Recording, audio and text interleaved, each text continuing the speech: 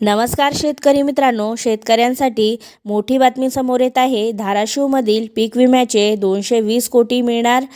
तर मित्रांनो, याबद्दल आपण सविस्तर माहिती जाणून घेणार आहोत।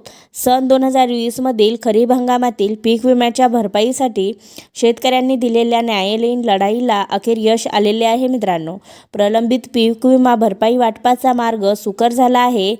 तसेच मित्रांनो, मुंबई उच्च न्यायालयाच्या छत्रपती संभाजीनगर खंडपीठाने पीक विमा कंपनीच्या विरोधात निकाल देत न्यायालयात जमा असलेले 75 कोटी रुपये व्याजासह शेतकऱ्यांना तत्काळ वितरित करण्याचे आदेश सुद्धा दिलेले आहेत। मित्रांनो, तसेच विमा कंपनीची राज्य सरकारने रोखलेली देय रक्कमही शेतकऱ्यांना देण्याचे आदेश देण्यात आलेले आहे। मित्रांनो, तर शेतकरी मित्रांनो, जिल्ह्यातील शेतकऱ्यांना 2020च्या पीक विमा भरपाईपोटी आणखी 220 कोटी रुपये मिळणार आहेत। मित्रांनो, सन 2020 मधील खरीप हंगामात अतिवृष्टीमुळे सोयाबीनचे काढणी प्रश्नात मोठे नुकसान झाले होते।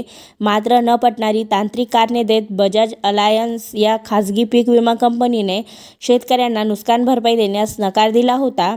या विरोधात आमदार राणा जगजितसिंग पाटील यांच्या पुढाकाराने शेतकऱ्यांनी उच्च न्यायालयात धाव घेतली होती। मित्रांनो, सर्वोच्च न्यायालयापर्यंत जाऊन शेतकऱ्यांच्या हक्कासाठी लढा सुद्धा दिलेला होता। मित्रांनो, त्याला आता यश आले आहे। न्यायालयात आदेशानुसार आजपर्यंत खरीप हंगामात 2020 मधील नुकसानीपोटी विमा कंपनीच्या माध्यमातून 281 कोटी रुपये शेतकऱ्यांना वितरित करण्यात आले आहेत।